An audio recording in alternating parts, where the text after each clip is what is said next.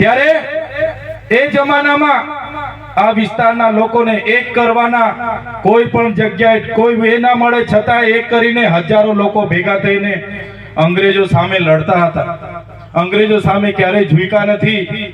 આગળના વક્તાઓએ કીધું એ પ્રમાણે ત્યારબાદ તો અનેક વિદ્રોહ થયા. અંગ્રેજોએ આદિવાસીઓને કંટ્રોલમાં લેવા માટે આ વિસ્તારમાં 1864માં વન રક્ષણનો કાયદો પણ લાવ્યા. જળ જંગલ અને જમીનથી આદિવાસીઓને દૂર કરવા માટે કાયદોનો અમલ પણ થયો, છતાં આ વિસ્તારના લોકો ક્યારેય ઝૂક્યા નથી. 1867માં જ્યારે ગ્વાલિયરના સિંધિયા રાજાએ પંચમહાલનો આખો પ્રદેશ એમના હવાલે કરી દીધો તરીકે શરૂઆતમાં ક્યારેય કોઈ સભ્યતાની શોધ નથી થઈ, ત્યારે આદિમાનવ તરીકે જંગલોમાં ફરતો, કંદમૂળ ખાતો, વન્ય પ્રાણીઓનો શિકાર કરીને ખાતો, નદીઓની માછલી મારીને ખાતો અને એમ કરીને ધીરે ધીરે ધીરે અગ્નિની શોધ થઈ, પેણાની શોધ થઈ, ધાન્યની શોધ થઈ અને આદિમાનવ સ્થાયી થયો એટલે પોતાના પરિવાર સાથે સ્થાયી થયો.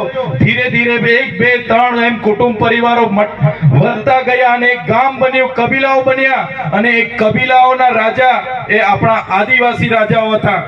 આજે આજુબાજુના તમામ ઇલાકોનો ઇતિહાસ તમે આપણને પાઠ્ય પુસ્તકોમાં ભણવા નહીં મળશે, પણ આપણા પૂર્વજો અને આપણા ઊંડાના ઇતિહાસોની શોધ કરીશું તો એના મૂળમાં આદિવાસી રાજાઓના ઇતિહાસો આવશે. ત્યારે બહારની સભ્ય સંસ્કૃતિના અતિક્રમણો થયા, આપણા દેશ પર આક્રમણો થયા. હજારો વર્ષ એમાં બહારની સંસ્કૃતિના લોકોએ આપણા પર શાસન કર્યું. 500 થી 700 વર્ષ મુગલોએ શાસન કર્યા, 200 વર્ષ અંગ્રેજોએ શાસન કર્યા અને અંગ્રેજી બ્રિટિશ શાસન સામે આજે જે આ મંચ પરથી આગળના વક્તાઓએ કીધું એ પ્રકારે આપણા પૂર્વજો લડ્યા છે. આપણા પૂર્વજોએ શહીદી વહોરી છે. આપણા પૂર્વજોએ આમાં લાખો સંખ્યામાં મૃત્યુ પામ્યા છે અને બાદમાં આઝાદી મળી છે. તમે ગુરુ ગોવિંદજીનો ઇતિહાસ જોજો માનગઢમાં.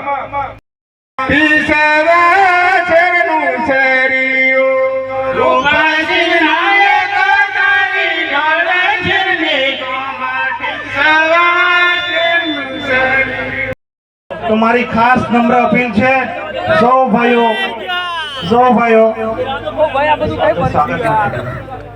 સ્વાગતનું જરા કહી દો પેલા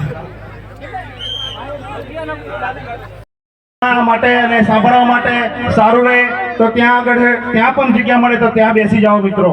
અને સ્ટેજ પર છે મારા મિત્રો જેને આપણે સાંભળવાના છે મિત્રો,